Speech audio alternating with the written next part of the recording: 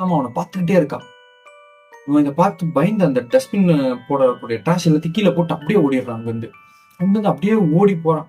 போயிட்டு அப்படியே நேரம் ஆஃபீஸ் போயிட்டு ஆஃபீஸ் வேலை முடிச்சுட்டு அவன் ஃப்ரெண்டு கிட்ட சொல்றான், டேய் இன்னைக்கு கொஞ்சம் பேக்கிங் வேலை கொஞ்சம் எக்ஸ்ட்ரா இருக்கு, என் கூட வா, இந்த பேக்கிங் வேலையை முடிச்சிடலாம், இன்னும் கொஞ்சம் ஹெல்ப் பண்ணு அப்படின்னு சொல்றப்போ அவன் என்ன சொன்னான், டேய் எனக்கே ரொம்ப வருஷத்துக்கு அப்புறம் இப்பதான் ஒரு டேட் அமைஞ்சிருக்கு, அந்த பொண்ணு கூட பார்க்க நல்லா இருக்கு, அந்த பொண்ணு கூட போய் இன்னைக்கு டேட் போகணும், அதெல்லாம் இங்க வர முடியாது, நாளைக்கு ஆஃபீஸ் கரெக்டா வா அப்படின்னு. டேய் உன்கிட்ட கெஞ்சி கேட்கறேன், என் ஆப்போசிட்ல ஒரு பொம்பளை இருக்காடா, அவன் என்னை பாக்குற பார்வையிலேயே எனக்கு பயமா இருக்குடா, என் கூட வாடா ப்ளீஸ்டா அப்படின்னு சொல்றான். அவன் சொல்றான், அதெல்லாம் முடியாதுடா போடா அப்படின்னு சொன்னோன்னே சரி நம்ம தலையெழுத்து அவ்வளவுதான் அப்படின்னு சொல்லி வீட்டுக்கு வரான். வீட்டுக்கு வர பாக்குறப்போ வீட்டுல கதவு திறந்தே இருக்கு.